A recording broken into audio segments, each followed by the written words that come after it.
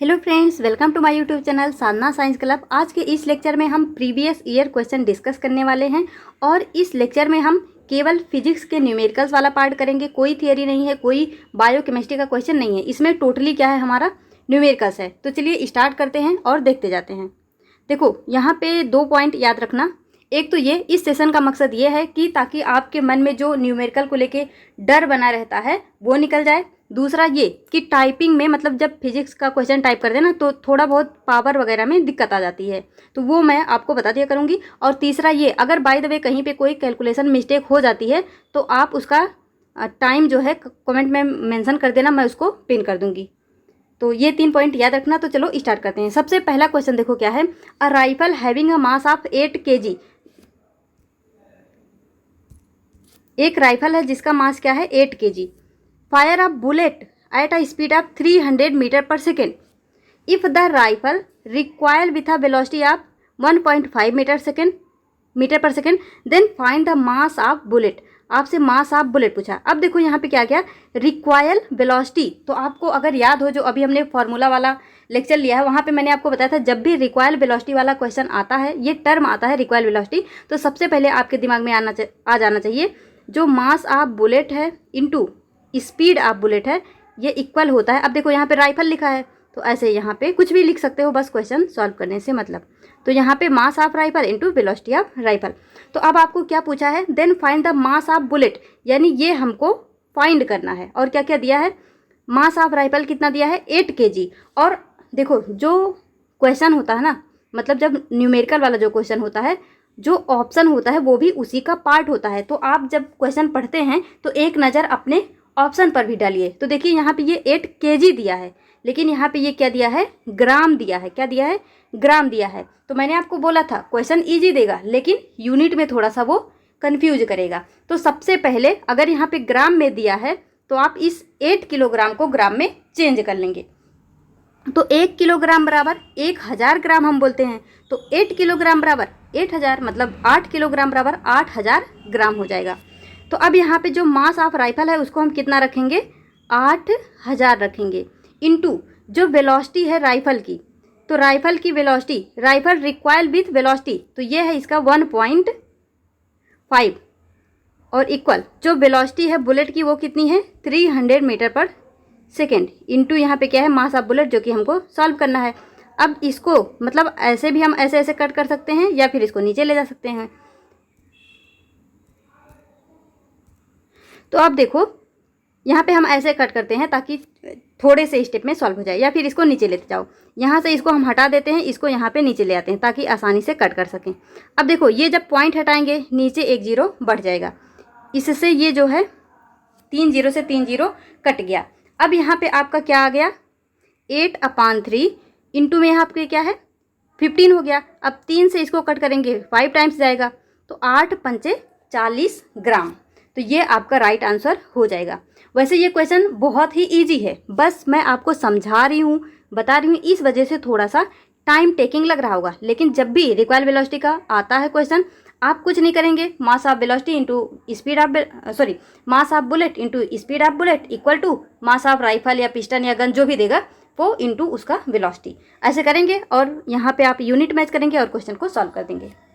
तो अभी इस पे बेस्ड क्वेश्चन आगे फिर से आएगा, क्योंकि अलग अलग शिफ्ट में ये रिपीट हुआ है। तो एक बार फिर से आपको और भी क्लियरिटी हो जाएगी। नेक्स्ट क्वेश्चन देखते हैं क्या है। A current of 1.5 ampere is drawn by a filament of an electric bulb for 4th part of an hour. क्या बोल रहा है, 1 घंटे का 4th पार्ट। तो अब देखो 1 घंटे का 4th पार्ट, तो 1 घंटा मतलब हम यहाँ पे सबसे पहले क्या करेंगे, 1 घंटे में कितना मिनट होता है, 60 मिनट। कितना होता है, 60 मिनट। और बोल रहा है 1 घंटे का 4th पार्ट, यानी 60 मिनट का, इसको हमने मिनट में चेंज कर दिया, तो इसका 4th पार्ट मतलब 60/4। अब इसको यहाँ से ऐसे कट करोगे, कितनी बार जाएगा, 15 चौका 60, तो यहाँ पे कितना आ जाएगा, 15 मिनट। और इसको हम किस में रखते हैं, सेकेंड में। तो 15 इंटू 60 से और मल्टीप्लाई करेंगे, कितना आ जाएगा, 900 सेकेंड। ये तो देखो यहाँ पे मतलब ये क्वेश्चन बहुत ईजी है, छोटा सा फॉर्मूला लगेगा, लेकिन जो आपका जो मेन पॉइंट है वो ये है कि आप कितना फास्ट इसको कन्वर्ट कर पाते हो। अब आगे देखो क्या पूछा है, ये तो आपका दिया हुआ था करंट, क्या क्या बोल रहा, find the amount of electric charge that flows through the circuit, यानी हमको चार्ज निकालना है। तो अगर आपको याद होगा फॉर्मूला आसानी से कर सकते हो। हमने आपको क्या बताया था, I इक्वल क्या होता है Q/T, I इक्वल Q/T, ये फॉर्मूला मैंने आपको कराया था ना। तो अब देखो इसको कैसे अप्लाई करेंगे। तो आपसे क्या बोल रहा है, इलेक्ट्रिक चार्ज, यानी हमको ये निकालना है। तो Q इक्वल क्या हो जाएगा, I इंटू T। अब I की वैल्यू यहाँ पे कितनी दी हुई है, 1.0, इसको नॉर्मली 1 लिख सकते हैं। और यहाँ पे ये कितना दिया हुआ है, 900। तो अब ये क्या हो जाएगा, इसमें इससे मतलब 900 से 1 में गुणा करोगे तो नॉर्मली वही आ जाएगा 900, और यहाँ पे सारा यूनिट किस में है, कूलम में। तो क्या हो जाएगा 900 कूलम। आई होप ये भी आपको क्लियर होगा। देखो बहुत ही छोटा सा, मतलब आपको बस इतना पता हो, current equal charge upon time ये होता है। तो आपसे यहाँ पे चार्ज पूछ लिया तो charge equal I into T, यानी करंट इंटू टाइम हो गया। लेकिन जो मेन पॉइंट था वो आपको यहाँ पे फोकस करना था, fourth part of N are.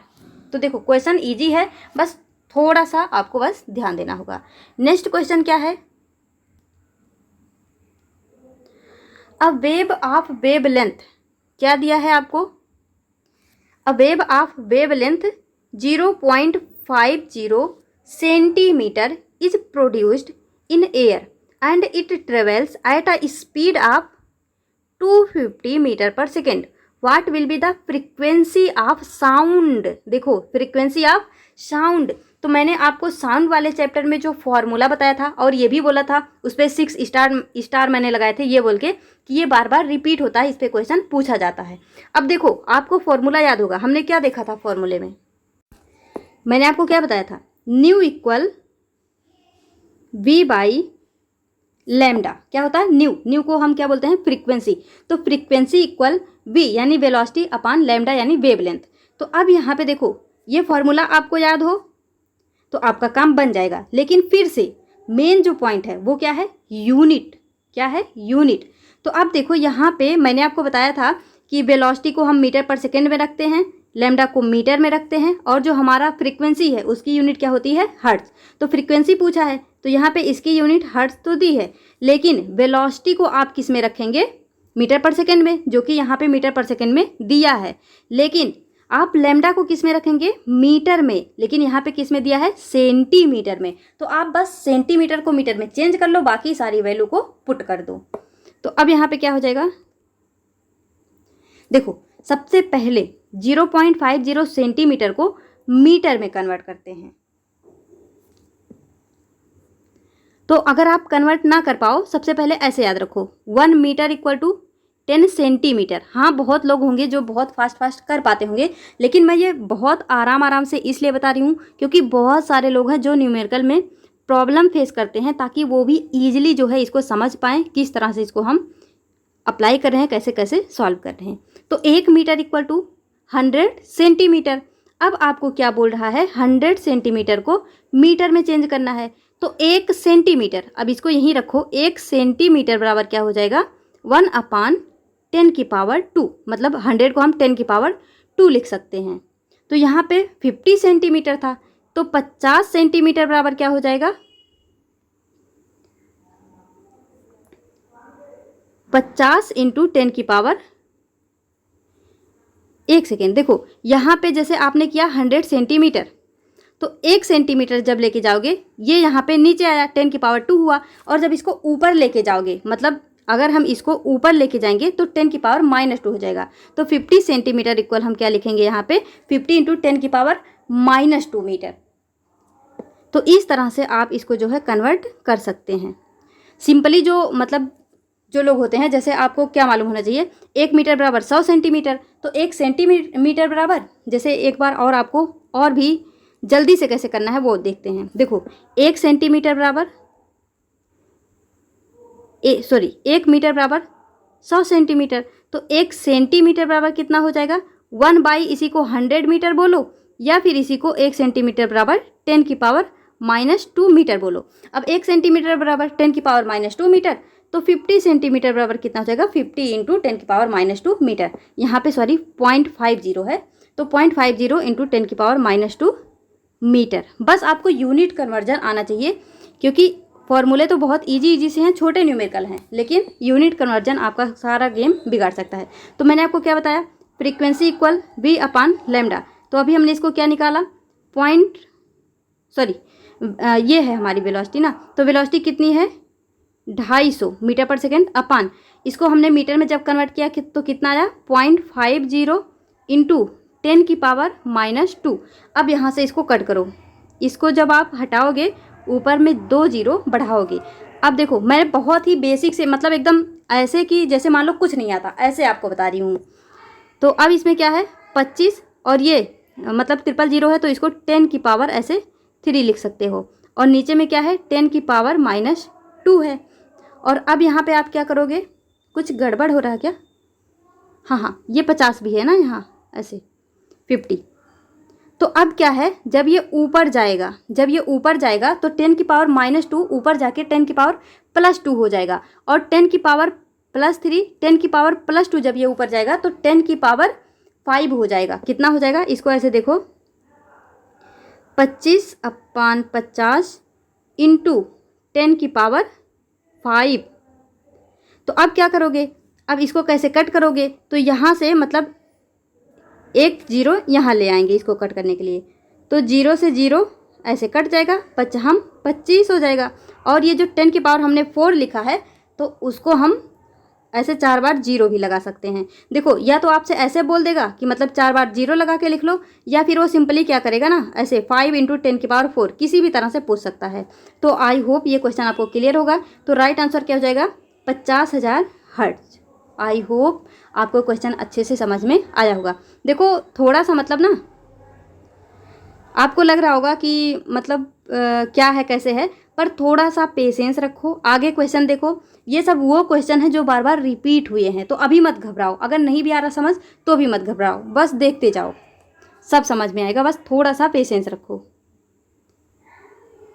आगे देखो क्या है, for an object moving along a straight line without changing its direction. देखो क्या है, विदाउट चेंजिंग इट्स डायरेक्शन, यही क्वेश्चन मैं आपको बोल रही थी कि प्रीवियस ईयर में पूछा है।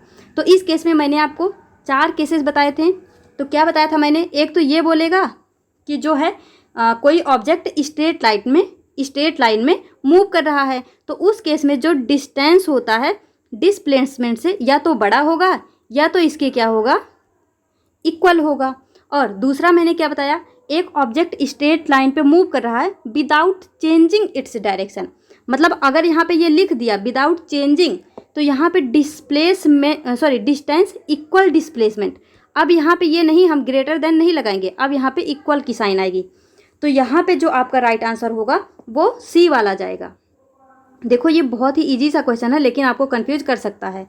तो याद रखना, यहाँ पे बोल दिया ना विदाउट चेंजिंग, मतलब डिस्प्लेसमेंट और डिस्टेंस इक्वल है। देखो आप सोचोगे कि ये भी तो वही बात हुई कि स्ट्रेट लाइन में चल रहा है, लेकिन यहाँ पे जब आपसे ये बोल रहा कि स्ट्रेट लाइन में चल रहा, तो आपको ये नहीं बताया कि वो मूव कर रहा, मतलब डायरेक्शन को चेंज कर रहा कि नहीं कर रहा। तो आपको ये कन्फर्मेशन नहीं है कि डायरेक्शन चेंज कर रहा कि नहीं कर रहा, आपको बस ये बोल दिया कि सीधी लाइन में चल रहा है। तो इस वजह से वहाँ पे हम ग्रेटर देन इक्वल दोनों लिख सकते हैं। लेकिन अगर बोल दिया विदाउट चेंजिंग डायरेक्शन, मतलब स्ट्रेट लाइन में जा रहा विदाउट चेंजिंग, तो आप वहाँ पे केवल इक्वल वाला साइन लगाएंगे। ये आपको क्लियर होगा। और देखो ये वो वाला केस है कि मतलब डिस्प्लेसमेंट बड़ा हो गया डिस्टेंस से, ऐसा कभी भी पॉसिबल ही नहीं है। तो आपका राइट आंसर क्या जाएगा, option number C. I hope आपको अब ये अच्छे से समझ में आ गया होगा।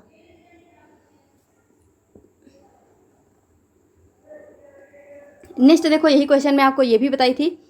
देखो ये मतलब आप सोचोगे ये तो न्यूमेरिकल नहीं है, इसको क्यों ले आए, इसलिए ताकि आपको ये ना लगे कि मैं झूठ बोल रही थी कि ऐसा क्वेश्चन पूछा गया है। तो इसको देख लो, ये आप यहाँ पे एग्जाम डेट देखते जाइएगा, ये कब कब पूछा हुआ है। तो आपसे सिंपली पूछ रहा डायमेंशन ऑफ स्पीड। तो हमने क्या देखा था, स्पीड इक्वल क्या होता है, डिस्टेंस अपॉन टाइम। डिस्टेंस को हम कैसे लिखते हैं, डिस्टेंस मतलब मीटर, टाइम मीन्स सेकेंड, और मीटर के लिए दिखाते हैं एल से और सेकेंड को दिखाते हैं टी से। तो L और T जाएगा ऊपर, तो T की पावर -1। वैसे तो बहुत सारे लोगों को नॉर्मली ये ऐसे ही याद रहता है कि जो स्पीड है उसका जो डायमेंशन है LT की पावर -1 और जो एक्सीलरेशन है उसका LT की पावर -2, लेकिन कैसे आया वो भी देख लो। तो क्या हो जाएगा इसका हमारा LT की पावर -1, यानी option number A. Next question देखो क्या है, how much time will take a 4 kilowatt immersion rod to raise the temperature of 1 litre of water from 30 degree Celsius to 60 degree Celsius. और यहाँ पे स्पेसिफिक हीट ऑफ वाटर आपसे बोला है कितना लेने को, 4.18 इंटू 10 की पावर, देखो ये 103 नहीं है, 10 की पावर 3 है। सबसे बड़ी दिक्कत यही है पावर जो है टाइप करने में, बट मैं आपको बताती रहूँगी। तो अब देखो ये क्वेश्चन क्या है, आपसे बोल रहा है how much time will take, यानी हमसे यहाँ पे टाइम पूछ रहा है, how much time will take. तो यहाँ पे सेकेंड दिया है, इससे भी मतलब कभी कभी नहीं समझ आता ना क्या पूछ रहा, तो यूनिट से देख लेना। तो हमसे क्या बोल रहा, टाइम पूछ रहा, तो क्या है विल टेक अ 4 किलोवाट। तो हमने क्या देखा, जब भी वाट आता है यानी ये कहीं ना कहीं पावर का गेम है, मतलब ये हमको क्या दिया है, पावर दिया है। क्या दिया है, पावर। इसी वजह से आपको सबकी यूनिट पता होनी चाहिए, इससे आप ये पता लगा पाओगे कि ये मतलब हमें दिया क्या है। तो पावर इक्वल आपको क्या दिया है, 4 किलोवाट। अब फिर से देखो यहाँ पे हमें क्या करना पड़ेगा, जो किलोवाट है उसको वाट में कन्वर्ट करना पड़ेगा। तो 1 किलोवाट बराबर 10 की पावर मतलब 10 की पावर 3 वाट। तो 4 किलोवाट इक्वल टू क्या हो जाएगा, 4 इंटू 10 की पावर 3 वाट। ऐसे इसको कन्वर्ट कर लेना सबसे पहले ऐसे साइड में। अब देखो क्या है, to raise the temperature of 1 litre. यहाँ पे हमें वॉल्यूम का अभी तो कोई काम दिख नहीं रहा मुझे, तो क्या है from 30 degree Celsius to 60 degree Celsius, मतलब 30 डिग्री सेल्सियस टेम्परेचर से 60 पे लेकर गया है। यानी ये हमें क्या दे रहा है, चेंज इन टेम्परेचर दे रहा। क्या दे रहा, चेंज इन टेम्परेचर।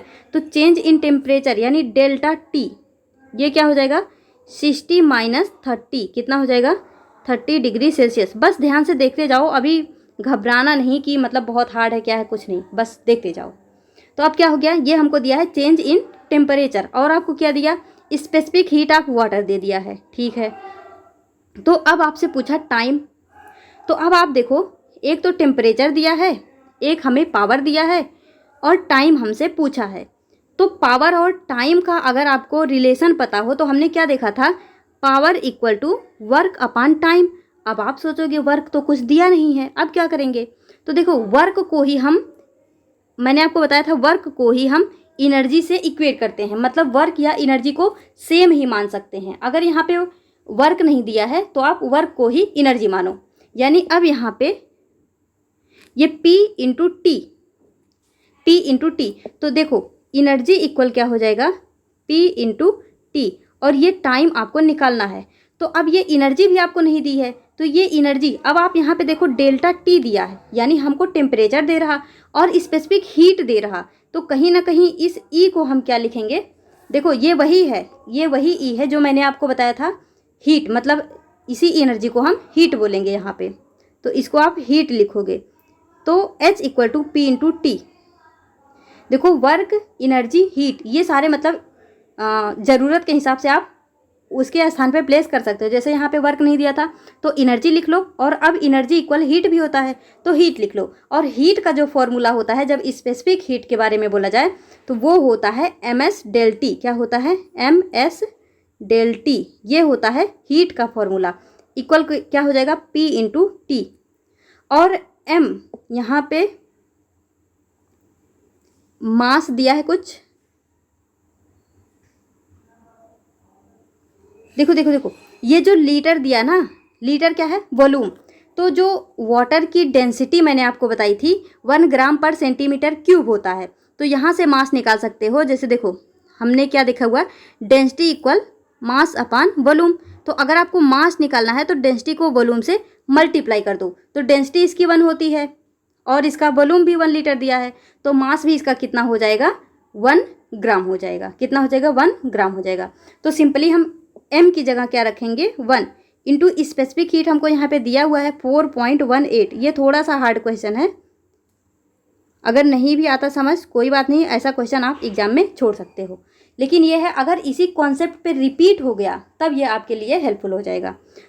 तो यहाँ पे ये स्पेसिफिक हीट हो गया 4.18 इंटू 10⁻³ जूल इक्वल पावर कितना है हमारा 4 इंटू 10⁻³ इंटू टी, और यही टाइम हमको निकालना है। अब देखो यहाँ से 10⁻³ कट जाएगा और क्या हो जाएगा हमारा 4.18 कुछ मिसिंग। अरे हाँ, ये जो डेल्टा टी है ये भी यहाँ पे आएगा, ये आएगा हमारा 30 जो आया है, ये आया ना 30 डिग्री, तो ये भी आ जाएगा। तो अब देखो सबसे बड़ी बात, अब ये पूरा स्क्रीन भर गया। तो देखो आप सबसे पहले इसको ध्यान से देख लो। अब मैं इसको पूरा हटा के और ये लास्ट वाला पार्ट सॉल्व कर रही हूँ। क्या है हमारा 1 इंटू 1 को चलो हटा दो, 1 ही आ जाएगा। 4.18 यानी हम स्पेसिफिक हीट और टेम्परेचर और P इंटू टी इसकी वैल्यू जो है पुट करते हैं। तो देखो स्पेसिफिक हीट हमारा कितना है 4.18 इंटू 10⁻³ और यहाँ पे जो चेंज इन टेम्परेचर आएगा वो आया था, वो था 30, और P की वैल्यू 4 इंटू 10⁻³ हमने वॉट निकाला था, और यहाँ से टाइम हमसे पूछा गया था। और यहाँ पे क्या है, ये 1 यहाँ पे लिख भी सकते हो क्योंकि आएगा वही छोड़ सकते हो। अब देखो 10⁻³ उड़ गया। अब यहाँ पे क्या होगा, अब जैसे देखो 4.18 है, आप कुछ मत करो, 4.18 ऐसा कुछ मत करो, इसको नॉर्मली 4 मान लो, और यहाँ पे ये हो गया 30 बराबर 4 इंटू टी। अब क्या करोगे, 4 से 4 उड़ गया और आपका आ गया 30। तो 30 के पास में कौन है, ये हमारा 31, तो ये हमारा आंसर हो जाएगा। जब भी मतलब ये पॉइंट में ऐसा कुछ छोटा से आ जाए तो उसको छोड़ दो, उसको कंप्लीट वैल्यू मान लो। तो ये हो जाएगा हमारा 4 और यहाँ पे 30, इस तरह से हमारा टाइम आ जाएगा कितना 30 पॉइंट। मतलब जब इसको आप कट वट करोगे तो इतना करना नहीं है, तो नॉर्मली ही हमारा ऑप्शन सही हो जाएगा। थोड़ा सा हार्ड क्वेश्चन था, लेकिन ये क्वेश्चन कराने का मकसद ये है, बाय द वे अगर सेम इसी तरह से थोड़ा सा डाटा चेंज करके आपसे क्वेश्चन पूछेगा तो आप कर पाएंगे कि किस तरह से करना है। ऐसे क्वेश्चन को छोड़ देने में ही भलाई है, बहुत ज़्यादा टाइम टेकिंग हो जाएगा। बट समझ लो, मतलब देख लो, आपको एक आइडिया तो लगे कि किस तरह का क्वेश्चन आ रहा है। ये देखो, ये जो है मतलब ये क्वेश्चन ये एनसीईआरटी में डायरेक्ट मेंशन है।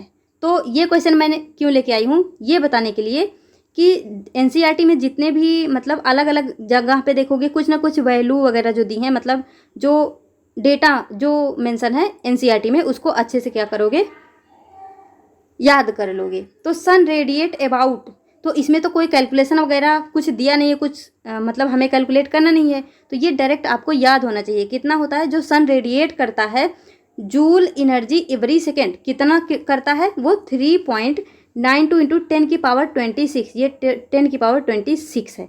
मतलब डेटाबेस क्वेश्चन भी यहाँ पे पूछे जाते हैं। जैसे आप देखोगे ना एनसीईआरटी में जो आई वाला चैप्टर है, तो वहाँ पे ना एक पॉइंट मेंशन है कि जब भी किसी व्यक्ति की डेथ हो जाती है तो कितने टाइम तक हम उसकी आँख को, उसकी आइज़ को डोनेट कर सकते हैं। मतलब कितने टाइम तक अगर उसने अपनी आइज़ को डोनेट कर दिया है तो कितने टाइम तक उसको मतलब वहाँ से रिमूव कर लेना है। तो वो है 4 to 6 आवर। ये क्वेश्चन आपके एनसीईआरटी में मेंशन है और प्रीवियस ईयर में ऑलरेडी पूछा जा चुका है। तो इस तरह के पॉइंट को जो है छोड़ना नहीं है, जितने भी डेटाबेस क्वेश्चन है उसको अच्छे से आप जो है समझ लेना।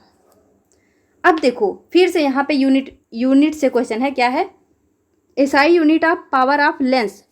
तो जब भी आपका यूनिट का क्वेश्चन आएगा कुछ मत करना, जैसे आपको फॉर्मूला पता होगा, पावर इक्वल क्या बताया था मैंने आपको, 1/, फोकल लेंथ, और ये किस में होता है, मीटर में, और अगर सेंटीमीटर में देता है तो हम यहाँ पे 100/, सेंटीमीटर करते हैं। तो अब ये जो मीटर है, देखो फोकल लेंथ की क्या हो जाएगा यूनिट, मीटर। तो P इक्वल, अब मीटर को जब ऊपर ले जाओगे ये हो जाएगा मीटर इनवर्स। तो यहाँ पे थोड़ा सा टाइपिंग मिस्टेक है, ये ऐसे होगा, मतलब मीटर इनवर्स, या फिर यहाँ भी हो सकता है, तो कुछ भी होगा। तो यहाँ पे जो इसका राइट आंसर आएगा ना वो आएगा मीटर इनवर्स। तो ये हमारा राइट आंसर हो जाएगा, क्या आएगा, मीटर इनवर्स। जैसे मैं आपसे बोलूँ, चलो अभी वैसा क्वेश्चन कहीं ना कहीं आ ही जाएगा यूनिट वाला, तो हम और अच्छे से देख लेंगे। और एक यूनिट क्या होती है पावर की, डायोप्टर, उसको भी याद रखना। नेक्स्ट क्वेश्चन देखो क्या है इसमें, ये तो वही क्वेश्चन ना, नहीं ये क्वेश्चन देखो उसी वही शिफ्ट है कि अलग, एक सेकेंड देखने दो। ये हमारा 27, हाँ हाँ हाँ ध्यान से देखो, ये हमारा जो पूछा गया था वो था 27 सितंबर को, और ये जो क्वेश्चन है ये देखो पूछा गया है 26 सितंबर को, और सेम वही क्वेश्चन है जो अभी हमने खूब ज़्यादा टाइम लगाया ना जिस क्वेश्चन में, सेम वही क्वेश्चन है। लेकिन यहाँ पे क्या दे दिया है, 2 लीटर दे दिया है, और यहाँ पे 40 to 60 दे दिया है। तो चलो एक बार हमने इसको बहुत ज़्यादा टाइम लगा के कर लिया, एक बार अब इसको फास्ट करते हैं, क्योंकि अब तो आपको क्लियर हो ही गया है। तो सबसे पहले क्वेश्चन क्या है, हाउ मच टाइम, फिर से देखो हमसे टाइम पूछ रहा, विल टेक अ 3 किलोवाट, फिर से देखो किलोवाट ही दिया है यानी वाट में कन्वर्ट करना होगा। Immersion rod to change a temperature of 2 litre of water from 40 degree Celsius to 60 degree Celsius, specific heat हमको दिया है। तो अब देखो क्या करेंगे, कुछ मत करो, हमने आपको क्या बताया, पावर इक्वल क्या होता है, वर्क अपॉन टाइम। वर्क को ही हम एनर्जी या ज़रूरत पड़ने पर इसी को हीट लिख लेते हैं। तो हम बोलेंगे H इक्वल यानी हीट इक्वल टू क्या हो जाएगा, P इंटू टी, और हीट को हम क्या लिखते हैं, जब भी स्पेसिफिक हीट की बात आती है तो MS डेल टी लिखते हैं, इक्वल P इंटू टी। तो अब इसको डायरेक्ट माइंड में कैलकुलेट करना, देखो M की वैल्यू कितनी आएगी, यहाँ पे 2 लीटर है और जो डेंसिटी होता है वो 1 होता है, यानी यहाँ पे देखो डेंसिटी D इक्वल क्या हो जाएगा, मास अपॉन वॉल्यूम। तो डेंसिटी तो 1 होती है, तो जितनी हमारी वॉल्यूम है वो जब इधर जाएगी 1 से मल्टीप्लाई होगी तो वही हमारा मास हो जाएगा।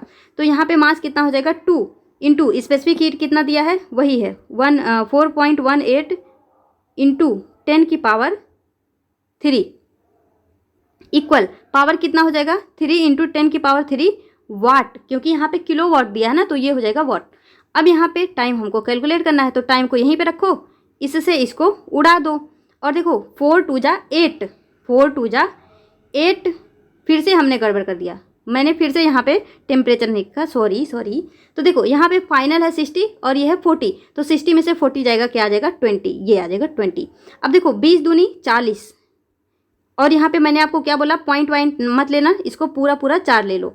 अब यहाँ पे 4 चौक 16 यानी 160 बराबर यहाँ पे 3 गुणे टी, 3 5 जा कितना हो जाएगा 15, तो 5 वाला कहाँ पे आ रहा, ये तो पूरा सॉल्व नहीं करना, यही हमारा राइट आंसर हो जाएगा 55.37 सेकेंड। आई होप ये आपको क्लियर होगा। देखो पहले में थोड़ा टाइम लगा क्योंकि अच्छे से एक्सप्लेन करना था, लेकिन अब इसमें थोड़ा कम टाइम लगा, और जब ऐसे ही क्वेश्चन बार रिपीट होते रहेंगे तो आपके लिए बिल्कुल हलवा बन जाएंगे।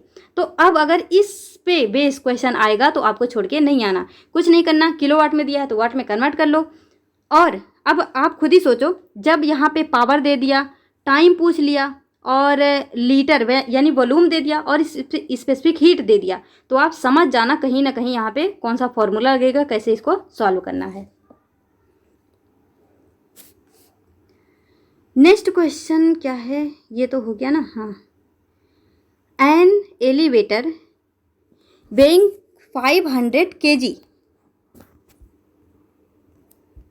एक एलिवेटर है जिसका जो वेट है वो कितना है, 500 kg है, is to be lifted up, उसको हम ऊपर उठा रहे हैं, at a constant velocity of 0.20 metre पर second, what would be the minimum horsepower यहाँ पे आपसे पूछ रहा, of the motor to be used, और जी की वैल्यू आपको 9.8 दिया हुआ है, और बोल रहा है यहाँ पे कोई फ्रिक्शन लॉस नहीं हुआ है। तो अब सबसे पहले देखो आपको क्या दिया है, मास कितना दिया है, 500 kg, और क्या दिया है, वेलोसिटी जो दी हुई है, वेलोसिटी इक्वल 0.20 मीटर पर सेकेंड, ये आपकी वेलोसिटी दी हुई है, और g इक्वल क्या दिया हुआ है, g को 9.8 नहीं हमेशा 10 लेना, ये हो गया 10, और क्या पूछा जा रहा है, हॉर्स पावर, यानी आपसे HP हॉर्स पावर किसका यूनिट होता, मतलब क्या है हमारा पावर, तो जैसे पावर वैसे हॉर्स पावर। बस इसको अभी शायद मैं उसमें मतलब रिवीजन वाले में बता नहीं पाई थी कि 1 हॉर्स पावर इक्वल कितना होता है, तो इसको याद रख लेना, 1 हॉर्स पावर इक्वल होता है 746 वाट। तो सबसे पहले आप एक काम करो, आप निकालोगे क्या यहाँ से, पावर, और जब पावर आएगा तो वहाँ पे इससे इसको मल्टीप्लाई करके हम कैलकुलेट कर लेंगे हॉर्स पावर में। तो देखो आपको मास दिया है, वेलोसिटी दी है, ग्रेविटेशन दी है, तो अब यहाँ पे आप क्या करोगे, और बोल रहा है हम एलिवेटर को लिफ्ट अप कर रहे हैं, ऊपर उठा रहे हैं। तो मैंने आपको क्या बोला था, जब भी किसी चीज़ को ऊपर उठाना हो तो उस पर जो फोर्स लगता है वो उसके वेट के इक्वल होता है। क्या होता है, वो उसके वेट के इक्वल होता है। तो अब देखो सबसे पहले आप क्या निकालोगे, पावर। पावर इक्वल क्या हो जाएगा, वर्क अपॉन टाइम। तो power equal to work upon time. अब आप क्या करोगे, पावर को, और अगर आपको याद हो तो मैंने बताया था पावर को और क्या लिख सकते हैं, F इंटू वी। क्या लिखते हैं, F इंटू वी।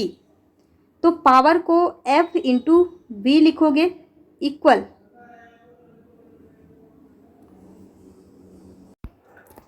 तो अगर यहाँ पावर की जगह FV रखोगे और फिर यहाँ वर्क डन अपॉन टाइम रखोगे तो वर्क और टाइम का कुछ फंडा दिया नहीं है, यानी यहाँ हम पावर का ये वाला फॉर्मूला नहीं लगाएंगे।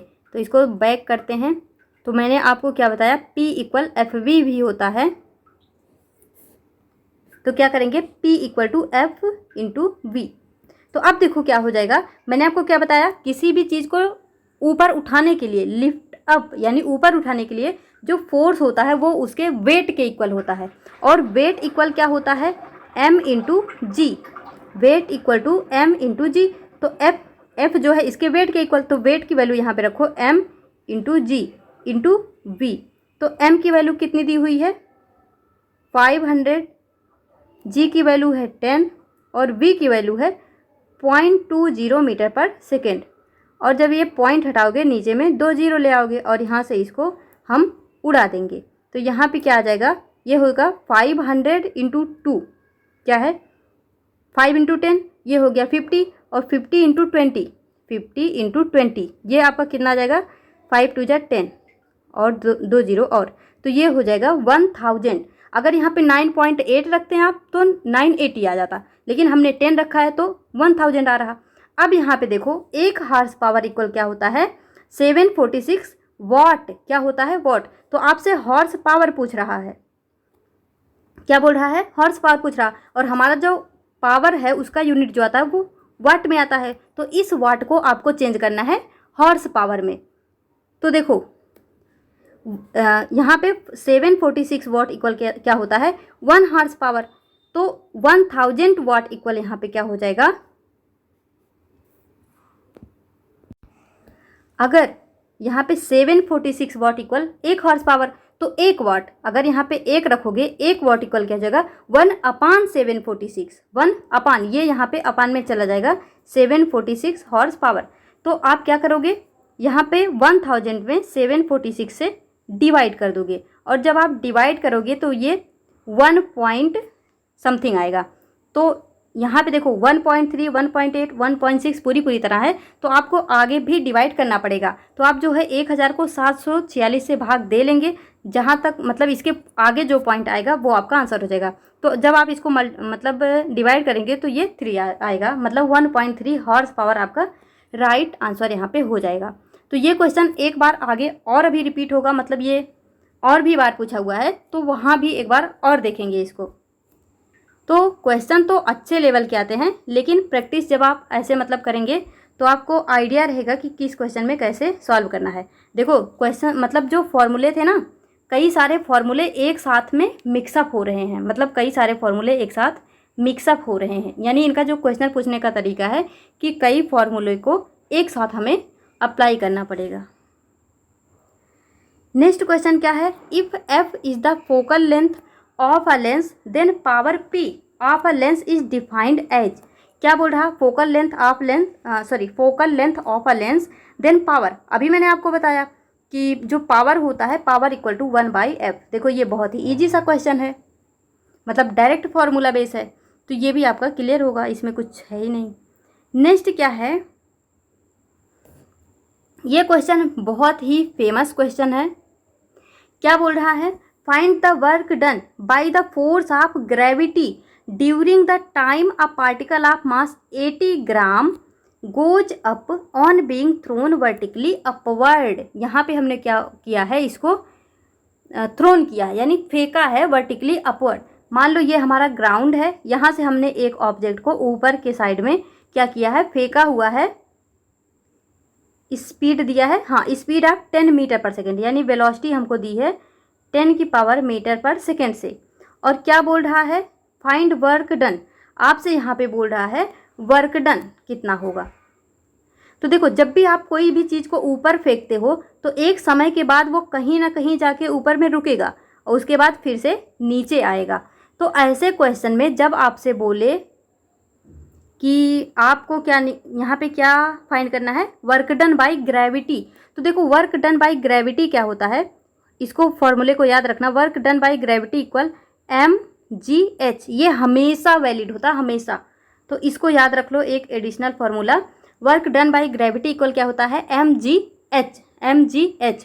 और ये वही फार्मूला है जो मैंने आपको बताया था ना, work done equal to force into displacement, वही फार्मूला है। लेकिन यहाँ mgh क्यों हो गया, हमने देखो जब ये ऑब्जेक्ट ऊपर गया है, किसी हाइट पे जाके रुक गया, तो हमारा जो उसका मतलब हाइट है उसी को हम डिस्टेंस ले रहे हैं, और इस ऑब्जेक्ट पे जो फोर्स लगेगा वो हमेशा नीचे लगेगा उसके वेट के बराबर, यानी वेट क्या है mg। तो mg और जो देखो mg नीचे लग रहा और हाइट इसका ऊपर की तरफ में है, तो ये दोनों कैसे हो गए 180 डिग्री पे। और मैंने आपको बताया था W equal to F S cos theta होता है, तो थीटा की जगह 180 रखोगे तो ये माइनस बना जाएगा, यानी वर्क डन बाय ग्रेविटी जब भी पूछेगा तो ये होता है -mgh। लेकिन आप देख लेना ऑप्शन में अगर माइनस माइनस होगा तो लगा देना, अदरवाइज मत लगाना, वो वहाँ पे मैग्नीट्यूड ले लेते हैं। तो अब इस क्वेश्चन को देखो, बोल रहा है कि एक ऑब्जेक्ट को 10 मीटर पर सेकेंड से क्या किया गया है, थ्रोन किया गया है, तो ये कहीं ना कहीं किसी हाइट पे जाके रुकेगा और फिर से नीचे आएगा। तो अब देखो वर्क डन बाय ग्रेविटी हमने आपको क्या बताया, क्या होता है mgh होता है। तो m आपको दिया ही है, यहाँ पे क्या हो जाएगा 80 ग्राम है ना, और ये g है हमारा 10 और h। तो सबसे पहले देखो आपके दिमाग में आएगा h तो हमें दिया नहीं है, तो हम h कहाँ से लाएंगे। तो जब भी किसी भी पार्टिकल को ऊपर की तरफ में प्रोजेक्ट किया जाता है या थ्रोन किया जाता है तो h जो होता है h इक्वल टू, ये क्या आ गया भूत, हाँ h इक्वल क्या होता है u² बाई 2g। देखो u मतलब वही हमारा स्पीड, तो यहाँ पे u कितना दिया है 10, तो 10 का स्क्वायर यानी 100, 2g 2 इंटू g की वैल्यू 10, तो क्या हो जाएगा 20, तो ये आ जाएगा हमारा 5, क्या आ जाएगा 5, यानी h की g की जगह हम 10 रखेंगे और h की जगह 5 रखेंगे, और m जो है हमारा वो 80 होगा। लेकिन यहाँ पे देखो 80 ग्राम दिया है, तो इसको किलोग्राम में चेंज करोगे क्योंकि ये जूल है। तो 80 देखो 1 ग्राम को हमें किस में चेंज करना है, किलोग्राम में, तो क्या करेंगे 80 इंटू 10 की पावर -3, और ये आ जाएगा हमारा 10 इंटू 5 50। तो आप जब इसको कैलकुलेट करोगे तो देखो जब आपसे ये कैलकुलेट नहीं हो रहा तो इसको क्या कर लोगे, ऐसे अपान में, मतलब 10 की पावर -3 था ना, उसको नीचे ले आओ और 3 बार ऐसे 0 लगा दो, इस 0 से ये उड़ गया, इससे ये उड़ गया, और 8 5 जा 40 अपान में 10 है, तो ये 4 बार चला जाएगा, यानी 4 जूल हमारा आंसर आ जाएगा। अभी ये आपको थोड़ा सा कम समझ आया होगा, इस पे बेस क्वेश्चन आगे और भी पूछा हुआ है, तब ये आपके लिए समझना और भी ईजी हो जाएगा। ये क्वेश्चन बहुत ही ईजी है, बस मतलब थोड़ा सा समझाने में, मतलब आराम से समझाने में थोड़ा टाइम लग रहा, तो आपको थोड़ा हार्ड लग सकता है, पर हार्ड बिल्कुल भी नहीं है। अभी आगे ये क्वेश्चन एक बार फिर से रिपीट होगा अलग शिफ्ट में, तो वहाँ पे फिर से देखना। अब देखो ये भी क्वेश्चन बहुत ही फेमस है, कुछ नहीं करना ऐसे क्वेश्चन में। सबसे पहले आप जो है सीरीज और पैरेलल, जब भी ये क्या पूछ रहा है, what is the reading of ammeter, आपको एमीटर की रीडिंग पूछ रही है, तो वो तो हम बाद में अप्लाई कर ही लेंगे, जो भी यहाँ पे फॉर्मूला होगा इसका। एम्पियर किसकी यूनिट होती है, करंट की। तो करंट इक्वल देखो एक हमने पढ़ा था ना, V इक्वल IR, तो I बराबर क्या हो जाएगा, I इक्वल टू V/R। तो आप देखोगे वोल्टेज यहाँ पे आपको 6 वोल्ट दिया ही है, बस आपको रेजिस्टेंस निकालना है। तो रेजिस्टेंस कहाँ से निकलेगा, यहाँ से। तो देखो सबसे पहले ये पैरेलल में है, फिर ये पैरेलल में है, फिर ये पैरेलल में है, तो इन तीनों को अलग अलग सॉल्व कर लो। तो मैंने आपको फॉर्मूला बताया था 1/r equivalent equal to 1/r1 plus 1/r2 ऐसे होता है। तो यहाँ पे 1 1 है, तो 1 1 रखोगे, सारा सब कुछ मिला के क्या आ जाएगा आपका लास्ट में 2, क्या आएगा 2। एक सेकेंड, चलो वैल्यू पुट करते हैं। 1/r1 की वैल्यू 1 प्लस 1/r2, यहाँ पे इसकी वैल्यू 1, तो 1 1 2, 1 1 कितना हो जाएगा 2/1। लेकिन ये r इक्विवेलेंट नीचे है, तो जब ये ऊपर जाएगा, r इक्विवेलेंट जब ऊपर जाएगा तो ये 2 मतलब यहाँ पे 1/2 हो जाएगा। यानी जब 1 1 को सॉल्व करोगे तो कितना आ रहा 1/2। इसको याद रखते जाना, मतलब एक पेज पे नहीं तो नहीं आ पाएगा। यानी जब हमने 1 ओम को सॉल्व किया तो कितना आया 1/2, कितना आया 1/2। अब देखो इन दोनों को सॉल्व करो, 2 ओम और 2 ओम, तो फिर से वही 1/r equivalent equal to 1/r1 plus 1/r2, 1/r1 1/2 plus 1/2। देखो 1 1 2 अपान और नीचे में 2 है, तो ये आ जाएगा हमारा 1 ओम। तो इन दोनों को सॉल्व करने के बाद कितना आ रहा 1 ओम, इसका हाफ ओम, इसका 1 ओम। अब 3 ओम 3 ओम, तो यहाँ पे 1/r इक्विवेलेंट फिर से 1/r1 की वैल्यू 3 प्लस 1/r2 की वैल्यू 3 इक्वल 1 1 क्या हो जाएगा 2 अपान में क्या है 3। तो इसकी वैल्यू कितनी हो गई, मतलब जब r इक्विवेलेंट को ऊपर ले जाओगे तो 3/2 ये पलट जाएगा, क्योंकि r इक्विवेलेंट नीचे है, तो ये कितना हो जाएगा 3/2। तो यहाँ पे देखो जब इन दोनों को हमने सॉल्व किया तो कितना आया हाफ, इन दोनों को सॉल्व किया तो 1 ओम, इसको सॉल्व किया तो 3/2 ओम, और ये है हमारा 3।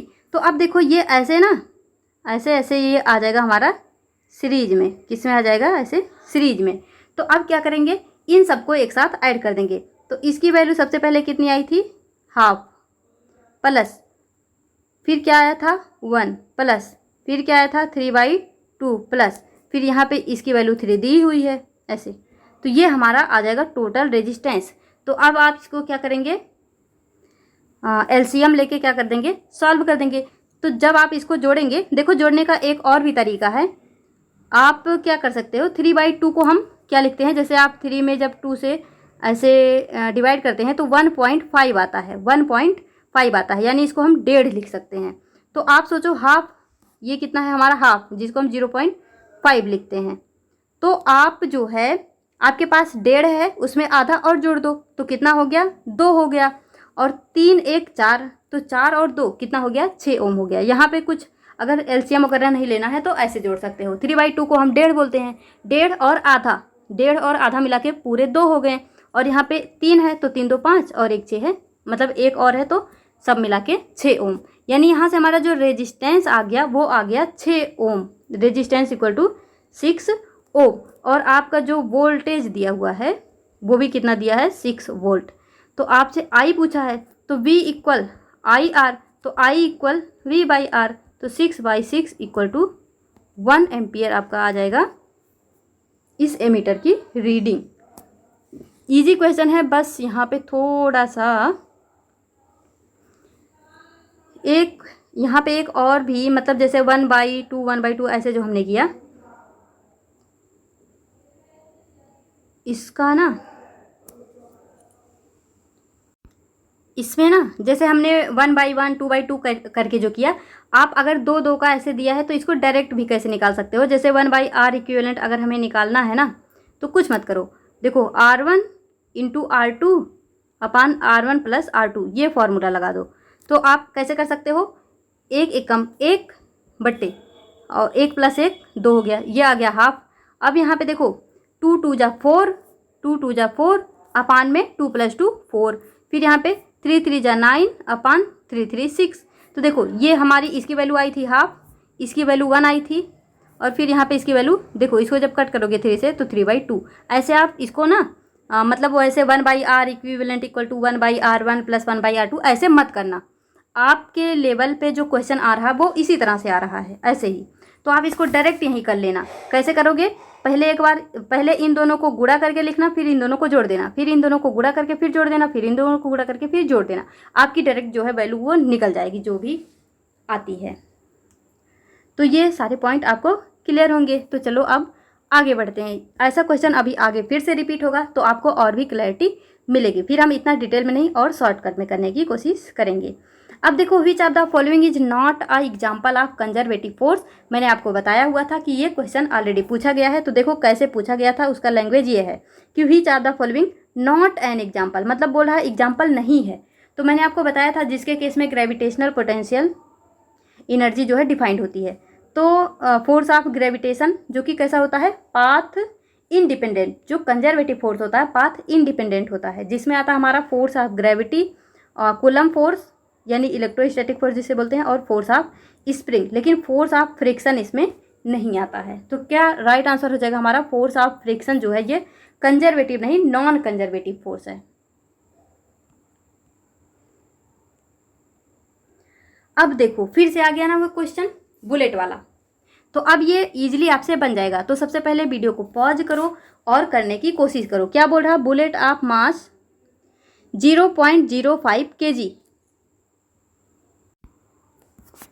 तो क्या है, bullet of mass 0.05 kg is fired with a velocity of 150 metre पर सेकेंड। ये मीटर पर सेकेंड मतलब ऐसे लिखा जाएगा, मीटर पर सेकेंड ऐसे ऊपर रहेगा इसके। ये बस टाइपिंग में थोड़ा मतलब पूरे हो गया।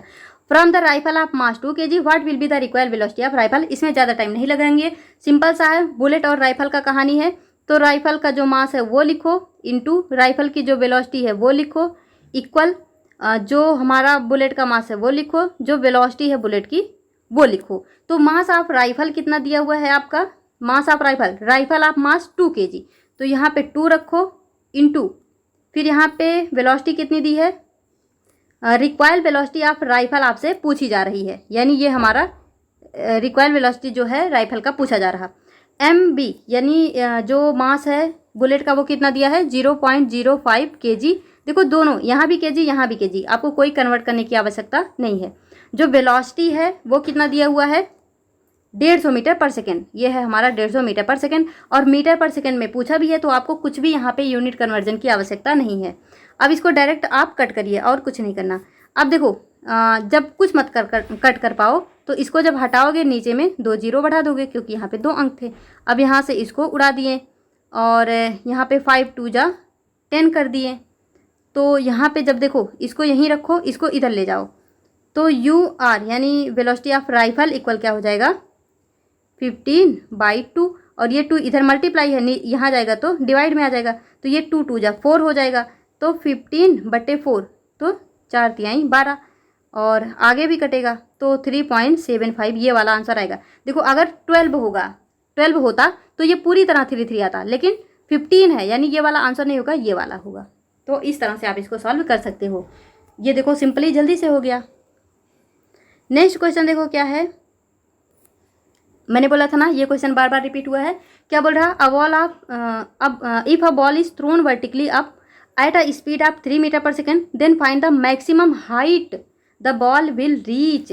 अब देखो एक तो बोला आपको कि आप जो है ग्रेविटेशनल के मतलब जो ग्रेविटेशन के द्वारा वहाँ पे वर्क किया गया वो बताइए, लेकिन यहाँ पे बोल रहा कि हाइट बताइए मैक्सिमम। तो यहाँ पे एक स्टेप कम ही कर दिया। बोल रहा है कि किसी भी पार्टिकल को जब आप ऊपर में थ्रोन कर रहे हैं, फेंक रहे हैं, तो मैक्सिमम हाइट वो कितने हाइट तक जाएगा, इसकी जो हाइट है यहाँ से यहाँ तक कितनी होगी। अभी मैंने आपको बताया जब भी इस तरह का क्वेश्चन आएगा हाइट इक्वल होता है u²/2g। तो u की वैल्यू, वेलोसिटी कितनी दी हुई है, वेलोसिटी है 3 मीटर पर सेकेंड, तो 3 × 3/2, और g की वैल्यू हमेशा 10 लेना। तो ये 3 3 जा 9/2, मतलब 10 2 जा 20, क्या हो जाएगा 9/20।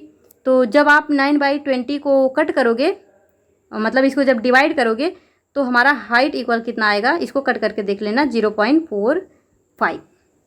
तो इस तरह से जो है देखो सिंपली हो गया। अब अगर यहीं पे बोलता कि आप जो है वर्क डन बाय ग्रेविटी बताओ, वर्क डन बाय ग्रेविटी पूछता, तो mgh, g की वैल्यू 10 रखते हैं और h की वैल्यू 0.45 रखते हैं। और अगर इनको वर्क डन बाय ग्रेविटी पूछनी होती तो यहाँ पे m की भी वैल्यू दे देते बस।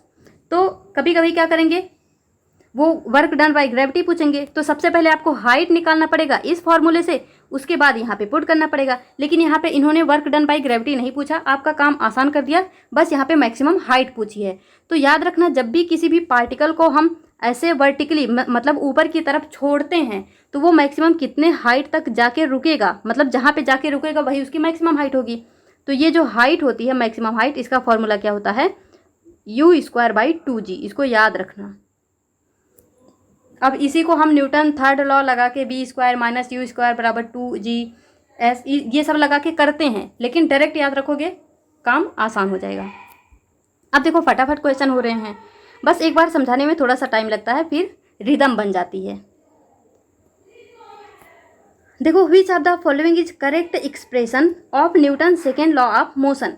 तो यहाँ पे न्यूटन जो सेकेंड लॉ है उसका आपसे करेक्ट क्या पूछ रहा है, एक्सप्रेशन। तो F directly proportional to ΔT/ΔP, नहीं ये नहीं होता, और यहाँ पे दोनों में मल्टीप्लाई भी नहीं होता, यहाँ पे नॉट इक्वल पूछा है तो ये भी नहीं होगा। तो देखो, जो न्यूटन सेकंड लॉ है हमने इसको डिराइव भी किया था, तो कितना आता है, ΔP/ΔT आता है ये। तो ये आपको डायरेक्ट याद होना चाहिए, और क्या, इसमें कोई कैलकुलेशन वगैरह है नहीं।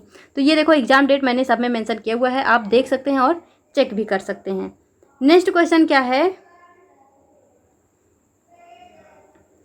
क्वेश्चन है अ माइक्रोवेव। यहाँ से कोई क्वेश्चन छूटा हुआ है क्या, नहीं। देखो, अ microwave radiation has a frequency of 14 gigahertz. क्या बोला है, फ्रीक्वेंसी हमें क्या दिया हुआ है, फ्रीक्वेंसी जिसको हम म्यू से दिखाते हैं, 14 गीगाहर्ट्ज। क्या बोल रहा है, गीगाहर्ट्ज। तो जब आप गीगाहर्ट्ज को हर्ट्ज में चेंज करते हो तो ये आता है 10⁹ हर्ट्ज। तो गीगाहर्ट्ज को हमें हर्ट्ज में कन्वर्ट करना ही पड़ेगा क्योंकि फ्रीक्वेंसी हर्ट्ज में होती है। कैलकुलेट द एनर्जी, आपसे एनर्जी पूछा of photon, energy of photon corresponding to this radiation, और एच की वैल्यू यहाँ पे आपको दी हुई है, और देखो बताया भी है 1 गीगाहर्ट्ज इक्वल, ये 109 नहीं है, 10⁹ हर्ट्ज है। तो अब आपसे क्या बोल रहा है, कैलकुलेट द एनर्जी। तो आप एक फॉर्मूला मतलब पढ़ा होगा आपने, वैसे मैंने नहीं बताया अभी जो 2 सेशन करवाया क्योंकि एनसीईआरटी में नहीं मेंशन है। तो E इक्वल क्या होता है, एच म्यू। क्या होता है, एच म्यू, जहाँ पे एच जो है वो हमारा होता है प्लैंक कांस्टेंट और म्यू होता है हमारा फ्रीक्वेंसी। तो अब यहाँ पे सिंपल है, कुछ नहीं है, E आपसे एनर्जी पूछा हुआ है तो एच की वैल्यू रखो। एच की वैल्यू आपको यहाँ पे बताई हुई है 6.625, लेकिन और यहाँ पे देखो ये जो वैल्यू है ये बहुत ही नज़दीक है, यानी आपको पूरी तरह से यहाँ पे कैलकुलेशन करना पड़ेगा। 6.625 इंटू 10⁻34 और इंटू जो आपका फ्रीक्वेंसी है 14 इंटू 10⁹। ओहो, ऐसे समझ जाना, 9 हर्ट्ज। तो अब इसको जब आप पूरी तरह से मल्टीप्लाई वगैरह सब कुछ कर लेंगे तो आपका जो वैल्यू आएगा वो आएगा 9.28 इंटू 10⁻24 जूल। तो इस तरह से इसको आप कर सकते हैं, मल्टीप्लाई तो कर ही सकते हो। देखो यहाँ पे वैल्यू पास है तो आपको पूरी तरह करना पड़ेगा। अगर वैल्यू थोड़ी दूर दूर होती तो हम यहाँ पे अप्रॉक्सीमेशन ले लेते हैं, हम 6.625 नहीं लेते, डायरेक्ट केवल 6 ले लेते हैं, यानी हम यहाँ पे ले लेते हैं 14 इंटू 6 और 10⁻34 इंटू 10⁻, ऐसे 9 ले लेते हैं, फिर यहाँ पे इसको डायरेक्ट मल्टीप्लाई कर लेते हैं।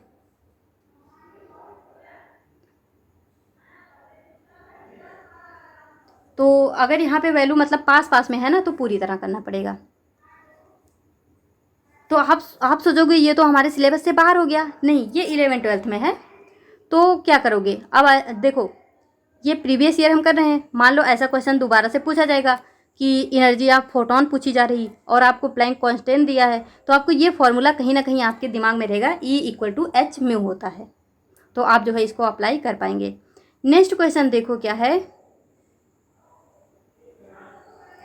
बोल रहा है if a object move 40 metre toward north in 10 second and 30 metre eastward in next 10 second, the average velocity. देखो वेलोसिटी बोल रहा है, यानी हमको क्या निकालना पड़ेगा, डिस्प्लेसमेंट निकालना पड़ेगा। क्या निकालना होगा, डिस्प्लेसमेंट निकालना होगा। तो देखो जब भी ऐसे बोलता है ना, बोल रहा है कि 40 मीटर ये नॉर्थ में गया हुआ है और 30 मीटर ईस्ट में गया हुआ है, 30 मीटर ईस्ट में गया हुआ है। 40 मीटर नॉर्थ में गया है, 30 मीटर ईस्ट में गया है, तो और दोनों जगह पे 10-10 सेकेंड में गया है। तो एवरेज वेलोसिटी कुछ भी नहीं करना है, यहाँ पे आप क्या करोगे, देखो जब भी ऐसे मतलब आपको इस तरह से आएगा ना कि मतलब नॉर्थ में गया, साउथ में गया, या फिर नॉर्थ में गया, वेस्ट में गया, इस तरह का, तो आप जो यहाँ पे रिजल्टेंट डिस्प्लेसमेंट निकालने का जो फॉर्मूला होता है वहाँ पे हम पाइथागोरस प्रमेय लगा देंगे। मतलब देखो इसका, ये यहाँ गया है 40 मीटर, एक बार फिर से देखो, ये इधर गया है 40 मीटर और इधर गया है 30 मीटर। तो मैंने आपको क्या बताया था, अगर यही हमें डिस्टेंस मतलब स्पीड पूछता तो हम 40, 30, 70 कर लेते हैं, लेकिन यहाँ वेलोसिटी पूछा है यानी डिस्प्लेसमेंट लेंगे, तो ये इसकी शॉर्टेस्ट पाथ जो है इसको लेंगे, ये है इसकी शॉर्टेस्ट पाथ, तो इसको लेंगे। तो देखो आपको वैसे भी याद होगा 40, 30 और 40 का जो होता है वो 50 आता है, 3, 4, 5 जैसे हम याद रखते हैं ना पाइथागोरस प्रमेय 3, 4, 5, तो उसी तरह से 30, 40, 50 भी हो जाएगा, और बड़ी लोगे तो 300, 400, 500 भी हो जाएगा। मतलब ये यहाँ से 0, 0, 0 हम उड़ा देते हैं, तो 30 और 40 का ये 50 आता है, ये तो हमें याद है। अगर नहीं याद है तो आप क्या करोगे, ऐसे यहाँ पे अंडर रूट में क्या लोगे, 40 का स्क्वायर प्लस 30 का स्क्वायर ऐसे, लेकिन हमें याद है कि यहाँ पे ये 40, 30 का 50 होता है, तो इस तरह से ये हमारा 50 हो जाएगा। तो अब देखो डिस्प्लेसमेंट हमारा 50 आ गया, तो 50 अपान हमने क्या देखा था, टोटल डिस्प्लेसमेंट अपान टोटल टाइम, टोटल टाइम कितना हो जाएगा, 10 सेकेंड ये चला है, 10 सेकेंड ये चला है, तो ये हो जाएगा 20, यानी 50/20, 0 से 0 उड़ गया, 5 में 2 से भाग दोगे 2.5 आ जाएगा, यानी 2.5। तो ये इजी क्वेश्चन है, बस वेलोसिटी पूछा है तो आपको डिस्प्लेसमेंट निकालना पड़ेगा, तो आप सबसे शॉर्टेस्ट पाथ जो है कैलकुलेट करेंगे, बस इतना सा आपको बताना था। तो देखो नेक्स्ट क्वेश्चन क्या है हमारा, which of the following has the correct value of 1 unit of work या एनर्जी। देखो वर्क या एनर्जी या फिर हीट, इन तीनों को हम अपने हिसाब से जो है कन्वर्ट कर सकते हैं, मतलब वर्क की जगह एनर्जी, एनर्जी की जगह हीट ले सकते हो जैसा आपको ज़रूरत पड़े, और तीनों का जो यूनिट होता है, यूनिट नहीं जो डायमेंशन होता है वो भी सेम होता है। अब देखो आपसे बोल रहा है which of the following has correct value of 1 unit of energy in joule, तो यहाँ पे मैं आपको सारा ही बता देती हूँ क्योंकि अभी तो ये पूछा है, कुछ भी पूछ सकता है। तो 1 कैलोरी इक्वल होता है 4.184 जूल, और 1 अर्ग इक्वल क्या होता है 10⁻⁻7 जूल, और अगर आपको 1 किलोवाट आवर दे दे तो ये हमने जो है डिराइव भी किया हुआ था, कितना आता है 1.6 × 10⁻⁻19 जूल, और अगर आपको इलेक्ट्रॉन वोल्ट देता है यानी 1 EV, तो यहाँ पे हम इसको जो कैलकुलेट करते हैं वो आता है 1.6 × 10⁻⁻19। एक सेकेंड, ये 1.6 × 10 की पावर कितना आया था, 6 आया था, ये नहीं हमारा 19, ये हमारा 10 की पावर 6 आया था, 1 EV इक्वल 10⁻⁻19 आता है। तो इसको एक जगह लिख के जो है रख लेना और अच्छे से याद कर लेना। 1 कैलोरी इक्वल 4.184 जूल होता है। देखो ये इन सबको हमने जूल में कन्वर्ट किया है, 1 अर्ग को भी जूल में कन्वर्ट किया, 1 किलोवाट आर को भी जूल में कन्वर्ट किया, 1 इलेक्ट्रॉन वोल्ट को भी हमने जूल में कन्वर्ट किया। तो 1 कैलोरी बराबर 4.184 जूल होता है, 1 अर्ग इक्वल टू 10⁻⁻7 जूल होता है, 1 kilowatt hour equal to 1.6 × 10⁻6 joule होता है, 1 electron volt equal to 1.6 × 10⁻⁻19 joule होता है। अब देखो 1 किलोवाट आर में यहाँ पे माइनस लगा दिया तो ये गलत हो जाएगा, 1 अर्ग इक्वल टू यहाँ पे 10⁻⁻7 होता है 6 लिख दिया, ये गलत हो गया, 1 कैलोरी इक्वल टू 1.18 लिख दिया जबकि 4.18 होता है, ये गलत हो गया। ये हमारा राइट आंसर है ऑप्शन नंबर बी।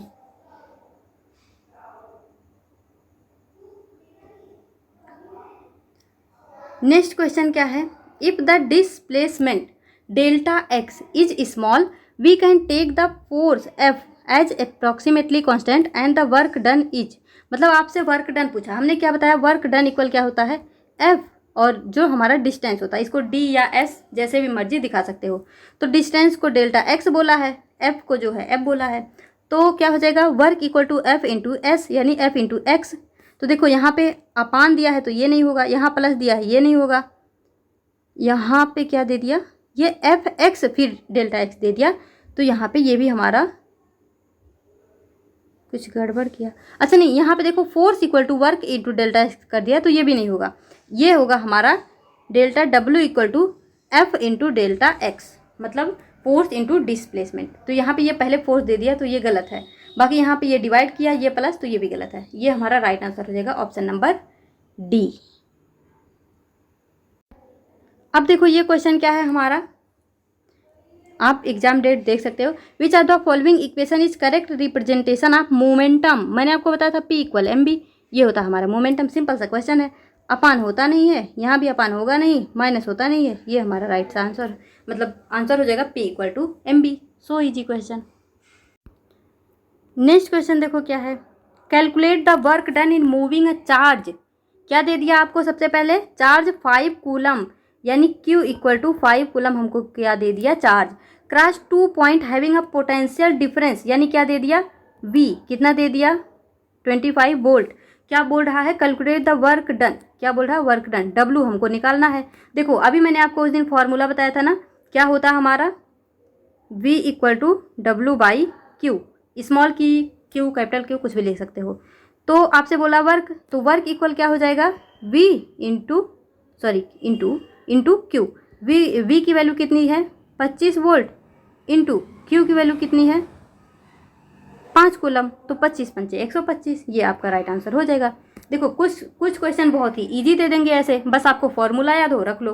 कुछ क्वेश्चन इजी तो होंगे, बस यूनिट कन्वर्जन में थोड़ा सा घुमा देंगे, और कुछ क्वेश्चन में कई सारे फॉर्मूलाज को मिक्स कर देंगे। इस तरह से इनका जो पैटर्न है वो देखने को मिल रहा है, मतलब ये लास्ट ईयर का है जो भी है। अब देखो नेक्स्ट क्वेश्चन क्या है, ये find the equivalent resistance of the following combination of register. तो देखो अभी हमने जो बताया था पूरा डिटेल में, अब उसी को फास्ट कैसे करेंगे, ये देखो 1 ओम 1 ओम 2 ओम 2 ओम 3 ओम 3 ओम, ये जुड़े हैं पैरेलली।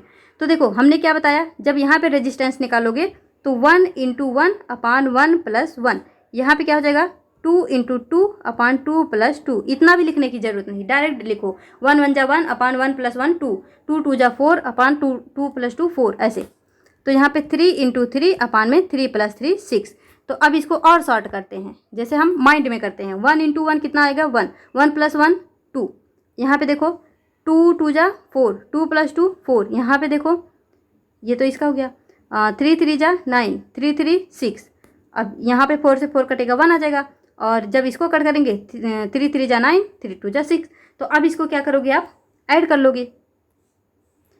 तो कैसे ऐड करोगे, हाफ प्लस 1 प्लस 3/2।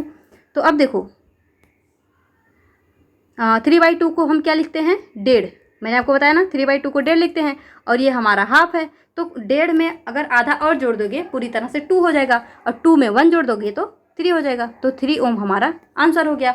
अब अगर यहीं पे ऐसे सर्किट बना देता, V की वैल्यू दे देता और आपसे I पूछ लेता, मतलब एमीटर की रीडिंग, कुछ नहीं करते हैं, V बराबर IR हमको पता है, I इक्वल टू V/R रख देते हैं, हो जाता। लेकिन यही देखो अभी इसके जो पीछे क्वेश्चन किए थे वहाँ पे क्या पूछा था, एमीटर की रीडिंग, यानी हमें करंट भी निकालना था, और यहाँ पे केवल रजिस्टर पूछ के छोड़ दिया। तो हमारा जो आंसर आ गया वो आ गया 3 ओम। ये क्वेश्चन कितना इजी हो गया। तो उनकी मर्जी, मतलब किसी किसी शिफ्ट में केवल रेजिस्टेंस पूछ लेंगे, किसी में जो है उसके आगे भी एक स्टेप आपको सॉल्व करने को दे सकते हैं। तो अब ये क्वेश्चन आपको ईजी लग रहा होगा, और अब देखो हमारी रिदम कितनी बढ़िया से बन गई। अब क्वेश्चन अच्छे से आपको समझ आ रहे होंगे, क्योंकि अब वो धीरे धीरे रिपीट होने लगे हैं। Next question, what will be the wavelength of wave that is produced in air and travels at speed of इतना एट अ फ्रीक्वेंसी ऑफ इतना। देखो वेव लेंथ पूछा है, स्पीड दिया है, फ्रीक्वेंसी दी है। अब आपके दिमाग में तुरंत क्लिक करेगा म्यू, यानी फ्रीक्वेंसी इक्वल टू V/λ। फिर से यहाँ पे वही फॉर्मूला लगेगा। म्यू कितना दिया है, म्यू दिया है 16,000 हर्ट्ज।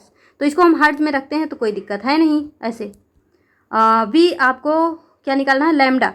लैम्डा आपको निकालना है, लैम्डा हम किस में रखते हैं, मीटर में रखते हैं, और जो वेलोसिटी है वो 300 मीटर पर सेकेंड है। तो ये सब तो ठीक है, लेकिन आप सबसे पहले लैम्डा को निकालो। जब लैम्डा को निकालोगे तो वो किस में आएगा, मीटर में। मीटर में आएगा तो उसको आपको सेंटीमीटर में चेंज करना पड़ेगा।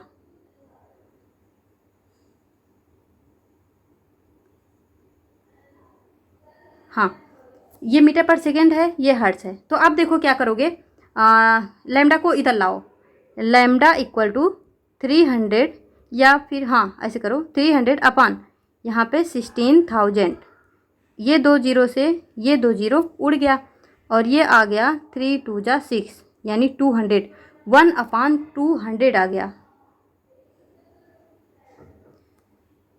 तो यहाँ पे क्या कर सकते हो, हाँ देखो क्या कर सकते हो, जब भी ऐसे फंस जाओ ना, ऊपर में 1 है नीचे में कोई भी ये दे रहा लेकिन आपके साथ इसके साथ में 0 है, तो आप इसको क्या लिख सकते हो 1/2 लिखो इंटू, अब ये जो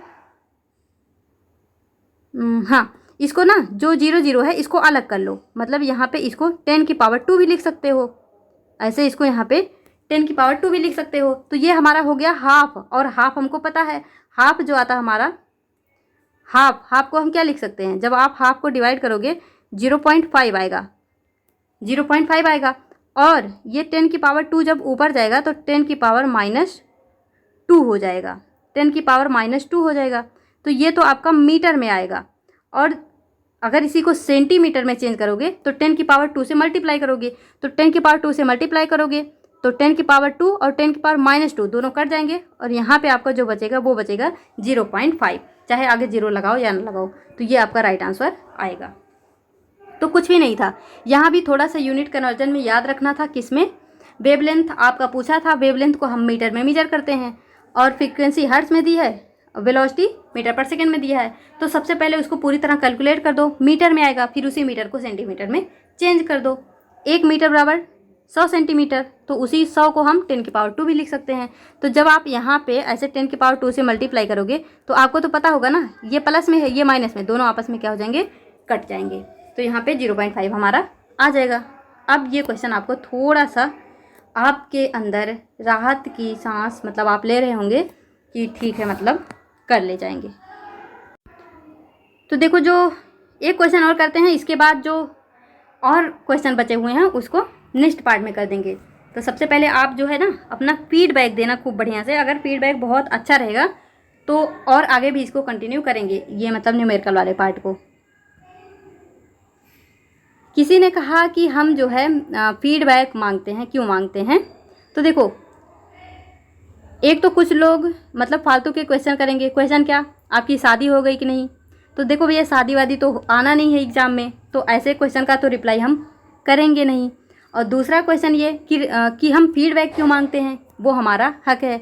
देखो हमने कभी भी किसी भी वीडियो में ये नहीं बोला लाइक कर दो, शेयर कर दो, सब्सक्राइब कर दो वगैरह वगैरह, क्योंकि वो आप करो या ना करो आपकी मर्जी, लेकिन फीडबैक इसलिए मांगते हैं कि आप जब फीडबैक देते हो तो उससे हमें पता चलता है कहाँ पे इम्प्रूवमेंट की ज़रूरत है, तो हम फीडबैक मांगते हैं इम्प्रूवमेंट के लिए, ठीक है। तो इस वजह से आपका फीडबैक जो होता है वो बहुत इंपॉर्टेंट होता है। जैसे ये हमने क्वेश्चन लेके आया न्यूमेरिकल बेस्ड, क्यों, क्योंकि आपकी डिमांड थी, मतलब वो आपका आइडिया था कि ऐसा मतलब होना चाहिए, तो हमने उसको कंसीडर किया। तो इसी तरह से आपके जो फीडबैक होते हैं वो हमें इम्प्रूवमेंट कराने के लिए ज़रूरी होते हैं, तो इस वजह से हम फीडबैक मांगते हैं। तो चलो इस क्वेश्चन को करके फिर सेशन को एंड करते हैं। क्वेश्चन क्या है, compute the heat generated while transferring 100 kilo coulomb. अब देखो ये बोल रहा है kilo coulomb of charge in 1 hour, क्या बोल रहा है, in 1 hour through a potential difference of 75 volt. तो अब यहाँ पे क्या करना है, 1 आवर दिया है, 1 आवर, तो 1 आवर से कोई मतलब है, क्या बोल रहा है हीट जनरेटेड। अब देखो क्वेश्चन थोड़ा सा अच्छा है, अच्छा ही है। देखो हमने आपको क्या बोला, हमने आपको एक क्या बताया फॉर्मूला V=W/Q, अभी हमने इस पर क्वेश्चन भी किया।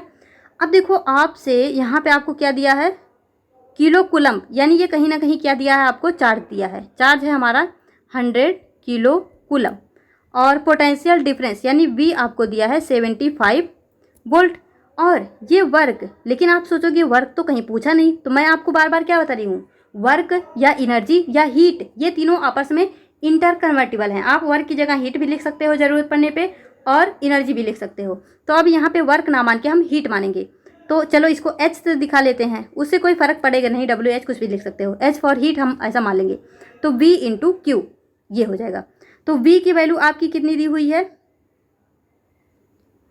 75 वोल्ट, क्या है 75 वोल्ट, और ये है हमारा 100 किलो कूलम। तो जो हमारा क्या होता है, चार्ज होता है वो कूलम में होता है, तो किलो कूलम, तो 1 किलो कूलम बराबर 1000 कूलम।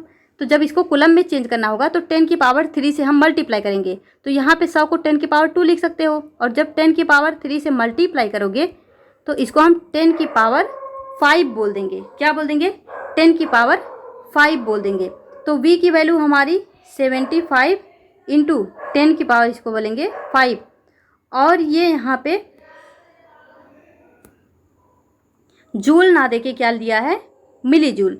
तो मिली जूल में क्या हो जाएगा, जब भी मिली आ जाता है तो वहाँ पे 10 की पावर 6 करते हैं, तो यहाँ पे तो 7 पॉइंट मतलब 10 की पावर 5 ही है, तो जब इसको 10 की पावर 6 बनाना पड़ेगा तो आप यहाँ पे एक पॉइंट लगाएंगे, यानी 7.5 इंटू 10 की पावर 6 आ जाएगा।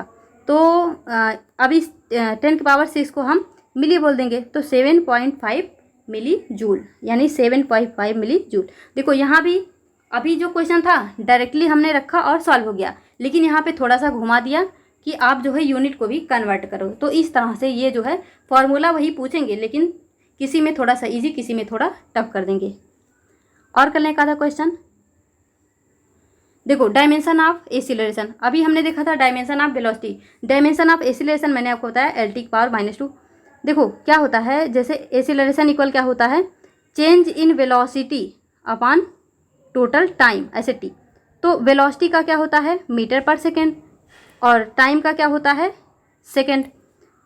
तो मीटर पर सेकेंड यानी जो इसका होता है एल टी -1 अपान में इसका टी, और जब ये टी ऊपर जाएगा तो एल टी -1 ये ऊपर जाएगा, ये भी टी की पावर -1, तो ये हो जाएगा एल टी -2। ऐसे हम इसको जो है निकालते हैं। तो चलो इस सेशन को यहीं पे एंड करते हैं। अपना फीडबैक जरूर दे देना भैया, फीडबैक आपका हमारे लिए बहुत ही ज़्यादा ज़रूरी होता है। बाकी लाइक शेयर सब्सक्राइब करो या ना करो उससे कोई मतलब नहीं है, बट आप अपना फीडबैक देना मत भूलना। तो चलो इसको यहीं पे एंड करते हैं और मिलेंगे अपने नेक्स्ट वीडियो में। तब तक के लिए all the best, be happy, be positive.